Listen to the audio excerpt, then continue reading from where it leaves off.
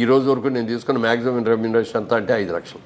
కానీ అందులో పొదుపు చేశారు చూడండి సార్, సేవ్ చేసి దీన్ని గ్రో చేశారు, అది గ్రేట్ సార్. ఎంత దాచుకోవాలి సార్ సుమారుగా? మీరు ఒక బిజినెస్ మ్యాన్ కాబట్టి ₹1 సంపాదిస్తే, ఇప్పుడు మా అలాంటి ప్రొఫెషనల్స్ ఉంటారు, లేదు ఇంకో కొంచెం ఏదైనా ₹1 ఎంత దాచాలి సార్ ముందు? ఎంత దాచుకోవాలంటే ₹100 జీతం సంపాదించుకునేవాడైనా సరే ₹10 ₹15 రాగానే ముందు తీసుకెళ్ళి ఆ డబ్బాలో వేసేయాలి. ఆ మిగిలిన 80 ఖర్చు పెట్టుకోవాలి. 100 పెట్టామనుకోండి, 100 ఖర్చు అయిపోవడం కాబట్టి ఇంకో 200 అప్పు కూడా చేస్తాం. అది చేయకూడదు. నేను ఉన్నా లేకపోయినా, తిన్నా తినకపోయినా ఈ ₹20 ఈ 20% తీసుకెళ్ళి నేను పక్కన వేయాల్సిందే అనేది స్ట్రిక్ట్గా పెట్టుకుంటే ఈజీగా పైకి రాగలుగుతాం. ఈజీగా అంటే వేస్ట్ అవ్వకుండా ఉన్నంతలో జాగ్రత్త చేసుకుంటాం. ఆ వచ్చిన దాన్ని మళ్ళీ అది ఆ ఫ్రెండ్ అడిగాడు, లేకపోతే వీళ్ళు అడిగారు, ఈ ఆడేదో మందు అవుతా ఏదో అప్పు అడిగాడు, ఇవన్నీ ఇవ్వకూడదు, జాగ్రత్త పడాలి. జాగ్రత్త. అండ్ ఇంకోటి సార్, క్రెడిట్ కార్డు ఉండడం మంచిదంటారా ఒక వ్యాపారవేత్తగా? క్రెడిట్ కార్డు ఉండటం అనేది డెఫినెట్గా ఇప్పుడు అవకాశాలు చాలా ఉంటాయి.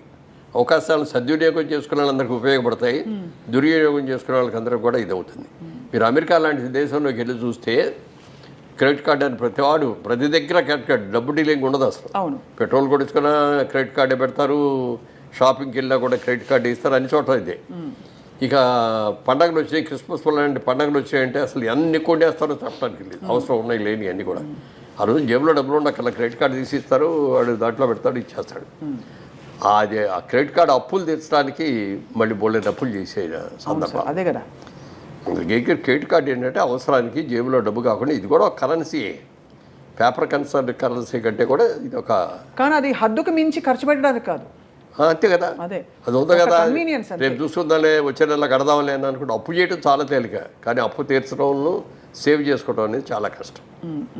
అది తెలుసుకోవాలి. స్టాక్ మార్కెట్లో డబ్బులు పెట్టచ్చా సార్? ఇవన్నీ మౌలిక సూత్రాలు. అసలు పెట్టండి, నాకు దాని మీద నమ్మకం లేదు. స్టాక్ మార్కెట్లో మీరు ఎప్పుడు భూమిని నమ్ముకున్నారు, లేదంటే వెంచర్స్ ఏదైనా వెంచర్ ఉంటే దానిలో పెట్టారు? నేను పార్లమెంట్లో కూడా మాట్లాడేటప్పుడు ఒక కథ చెప్పాను.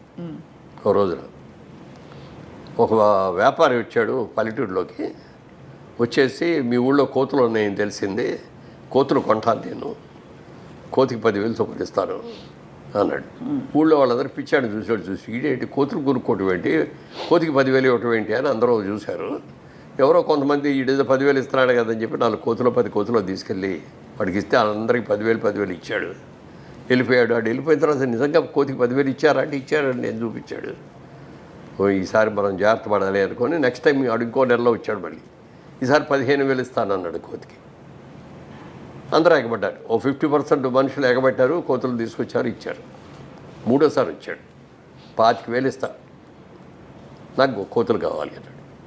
అప్పటికి అయిపోయినాయి కోతులన్నీ. ఊళ్ళో ఉన్న కోతులన్నీ అంత ముందే కొనేసి తీసుకెళ్ళిపోయాడు. ఎక్కడ కోతులు లేవు. 25,000 ఇస్తానంటాడు. పక్క ఊళ్ళోకి వెళ్తే 20,000కు దొరుకుతున్నాయి. అక్కడికి వెళ్ళి 20,000 కొనుక్కొని కోతులు తీసుకొచ్చేసి వీడికి అమ్మారు. అర్థమైంది సార్, అర్థమైంది కదా. ఆ 20,000కి అమ్మింది ఎవరు అంటే వీడే. అదే అందుకని అదే అర్థమైంది. మన దగ్గర 5,000కి 10,000కి కొన్న కోతుల్ని మనకి 20,000కి అమ్మాడు. అది ఎంత గోల్డెన్ ఇదే సార్ ఇది. అయితే ఇప్పుడు స్టాక్ మార్కెట్ కూడా అలాంటిదేనండి. ఏ రోజున ఏ రేట్లు ఎందుకు పెరుగుతున్నాయో తెలియదు, ఎందుకు పడిపోతున్నాయో తెలియదు. ఇది బ్రహ్మాండంగా ఉంది అని అందులో పెడతాం. అంటే ఏదైనా డబ్బు సంపాదించడానికి కష్టపడి సేవ్ చేసుకుని దానికి ఉన్న విలువ ఇది ఆర్టిఫిషియల్గా ఏదో పెట్టుబడి పెట్టేసి ఊరినే వచ్చేసింది. ఒక లాటరీ వచ్చింది అని అంటే దాంట్లో కూడా వచ్చినప్పుడు బాగానే ఉంటుంది, సంతోషంగానే ఉంటుంది. కానీ హార్డ్ ఎర్న్ మనీ అనే దానికి ఉన్న విలువ ఈజీ మనీకి ఉండదు. ఈజీ మనీ ఎలా వచ్చిందో అలాగే పోతుంది.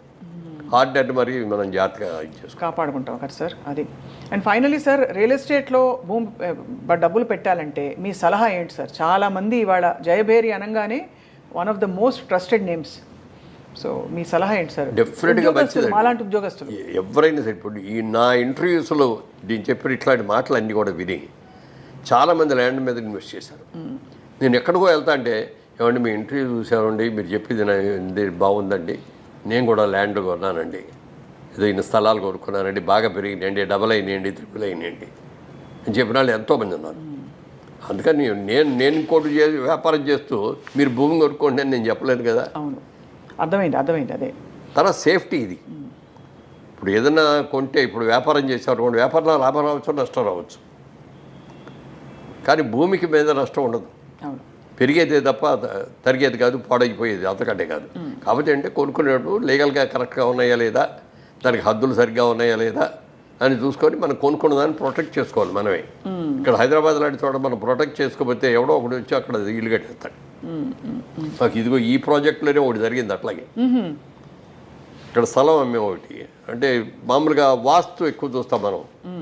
ఒకటి వాస్తుగా లేని సైట్లు కొన్ని ఉంటాయి, వీధి సోలు అయ్యాయి. అవి జనరల్గా ముస్లిమ్స్ కొనుక్కుంటారు, వాళ్ళకి వాస్తు మీద నమ్మకం ఉండదు. అదే కొంచెం తక్కువ ఇస్తాం కూడా ఆ రేటు. అందుకని అట్లాంటివన్నీ వాళ్ళు కొనుక్కున్నారు. ఒక మిలిటరీ ఆఫీసర్, ఒక ఆయన రిటైర్డ్ మిలిటరీ ఆఫీసర్ నా దగ్గరకు వచ్చి, ఇలా నేను నా డబ్బు ఇదండి, రిటైర్మెంట్లో నాకు వచ్చిన డబ్బు, దీన్ని ఎక్కడో చోట ఇన్వెస్ట్ చేయాలి, మంచి వాళ్ళు ఎవరి దగ్గర చేయాలా అని చెప్తే మీ పేరు చెప్పారండి అని చెప్పి వచ్చి ఇస్తే ఇన్వెస్ట్ చేసి సైట్ ఇచ్చాం. కొనుక్కున్నాడు. సంవత్సరానికి ఒకసారి వచ్చి కనపడి ఇక్కడికి వచ్చి ఏమండి అని సైట్ చూసుకొని వచ్చేవాడు. కూర్చొని కాసేపు కాఫీ కదా వెళ్ళిపోతా ఉండేవాడు. ఓ రోజున వచ్చి, ఏమంటే నా స్థలంలో ఎవడో ఇల్లు కట్టేశాడండి అన్నాడు వచ్చి. మీ స్థలంలో ఎవడో ఇల్లు కట్టడం ఏంటంటే అని వెళ్ళి చూస్తే నిజంగానే ఆయన స్థలంలో ఇల్లు కట్టేశాడు. ఎవర్రా నువ్వు అని అడిగితే, నాదేనండి, నేను కొనుక్కున్న సైట్ కదా అన్నాడు.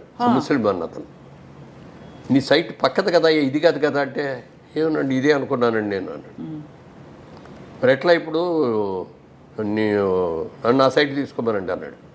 ఈ సైట్ వాస్తుకి ఎకనిస్ట్ వాడు తీసుకోడు అయినా, నువ్వు కొనుక్కో ఇప్పుడు ఆ స్థలం అన్న. అంటే నా దగ్గర డబ్బులు ఉన్న డబ్బులు అని పెట్టి ఇల్లు కట్టారని నా దగ్గర డబ్బులు ఏం చేయాలి? వెంటనే ఇంకో ప్లేట్ ఎవరో అమ్మేవాళ్ళు ఉన్నారో చూసి ఆ సైట్ మేము కొని ఆ సైట్ ఆయనకి ఇచ్చాం.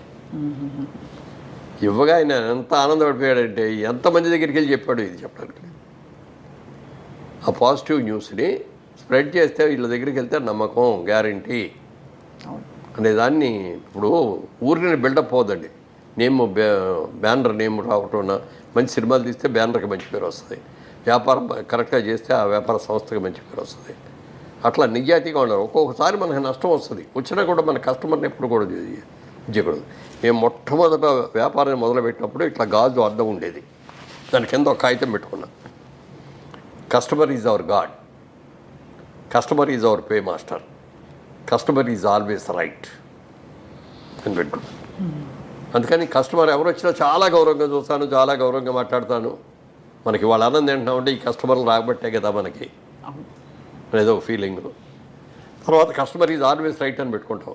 మన దగ్గరికి వచ్చి ఏదో కూడా అతను ఏదో బాధిస్తాడు, నీది వాడేది తప్పు, ఇది నేను చెప్తున్నాను, నేను నా ఎక్స్పీరియన్స్ అని నేను అనకూడదు. అవునండి అవునండి మీరు చెప్పింది కరెక్టేనండి, కానీ నాది చిన్న సలహా అండి అని మనం అట్లా వెళ్ళాలి తప్ప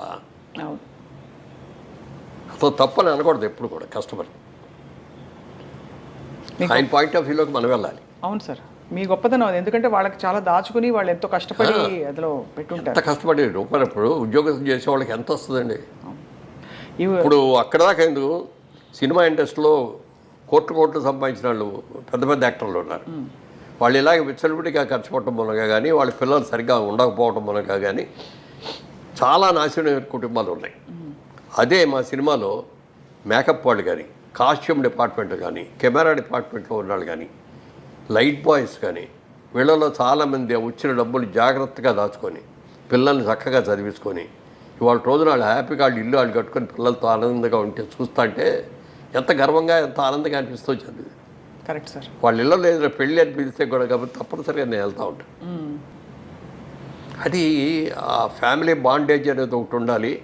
మనం ఖర్చు పెట్టే రూపాయి ఎలా ఖర్చు పెడుతున్నాం, దేనికి ఖర్చు పెడుతున్నాం, ఫ్యూచర్లో మనకి ఏం అవసరాలు ఉంటాయి, మన పిల్లల చదువులకి మనం ఎంత ఖర్చు పెట్టాల్సి వస్తుంది, అవును సార్, వాళ్ళ పెళ్ళిళ్ళకి ఎంత ఖర్చు పెట్టాల్సి వస్తుంది, ఇవన్నీ ఆలోచించుకొని ఖర్చు పెట్టాలి తప్ప ఇవాళ వచ్చి రోజు ఇలా వస్తుందని అనుకోకూడదండి. కానీ ఇవాళ ఉన్నాం, ఈ సంపాదన వస్తుంది. మరి ఇదో అన్ని సినిమాలు తీసా, ఇవాళ సినిమా తీయాలంటే తీయలేకపోతున్నా. ఎందుకు తీయలేకపోతున్నా అంటే ట్రాక్ తప్పాను, మళ్ళీ ట్రాక్ ఎక్కాలి. ట్రాక్ ఎక్కిన తర్వాత మనం సినిమా తీయపోతే ఎవరేమనరు మనని.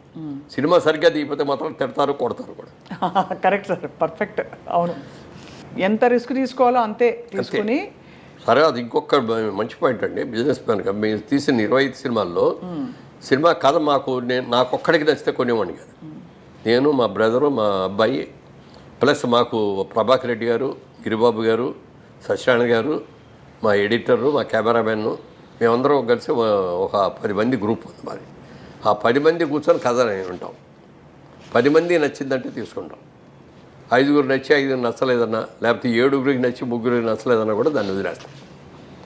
అలా కొన్ని కథలు నచ్చి ఈ సినిమా బాగుంటుంది, ఈ సక్సెస్ అవుద్ది అనుకున్న సినిమాలో నా క్యారెక్టర్ లేకపోయినా కూడా ఎక్కున్నా తీసా. అలాగే ఈ క్యారెక్టర్ బ్రహ్మాండంగా ఉంది, నాకు బాగా పేరు వస్తుంది అని అన్న కానీ రిస్క్ ఉందండి, ఇది బిజినెస్ అవుద్దో లేదో అని కనుక అంటే దాని మొదలు చేయడు. నన్ను నేను ప్రమోట్ చేయడానికి కాదు కదా సినిమా తీసేది. సినిమా టికెట్ కొట్టి సినిమా చూడటానికి వచ్చినాడు, వాడు హ్యాపీగా ఫీల్ అవ్వాలి, సెంటిమెంట్గా ఫీల్ అవ్వాలి. అంతేకాని వ్యాపారం నా కోసం నా ఇది ప్రజ్ఞ చూపించాలి, నా నటన చూపించాలి అని చెప్పి నేను సినిమా దిగిన. నేను యాక్ట్ చేయకుండా చేసి నీ కూడా 25లో 5, 6 సినిమాలు నేను లేనందు. హోమ్ ప్రొడక్షన్ అంటే వేషం వేయకుండా ఉంటారు కదా, ఉండరు మామూలుగా. అవును, అతడిలో నేను లేదు కదా. అవునవును. కానీ మీరు అంటే ఆల్రెడీ మీరు వెలిగారు అండ్ మీకు ఈ బిజినెస్ దృక్పథం ఉండడం వల్ల మిమ్మల్ని ఏదో ఒకటి ఆక్యుపై చేస్తూ వచ్చింది. అంటే ఇది కాకపోతే ఇది కాకపోతే ఇది ఎగ్జాక్ట్. అందుకని నేను నాకేది ఇది కావాలని కోరుకోలేదండి. అంటే కోరుకోలేదంటే దానికోసం పెట్టబడలా. అవకాశాలు నాకు వెతుక్కుంటూ వచ్చినాయి, చాలా వచ్చిన అవకాశాలను సద్వినియోగం చేసుకున్నాను. And for more videos, please subscribe to iDream. Please subscribe to iDream. Please subscribe iDream. And please subscribe to iDream. For more videos, subscribe to iDream. please like, share and subscribe to the channel. Congratulations, iDream. Subscribe to iDream. Subscribe to iDream. So subscribe to iDream Media. iDream ki iDream team andarki huge congratulations. Please subscribe iDream Media. Please subscribe to iDream. Subscribe iDream. Please subscribe to iDream. iDream అంటే నా కళల channel subscribe చేసుకున్న నోరు తిరుగుతలేదు, మీరైతే గంట గుర్తు కొట్టండి. For more such videos, please subscribe to iDream. Subscribe to iDream. Please subscribe to iDream. Please subscribe iDream Media. Please do subscribe to iDream. Please subscribe to iDream Media. For best entertainment and information, please subscribe iDream. And don't forget to subscribe to iDream.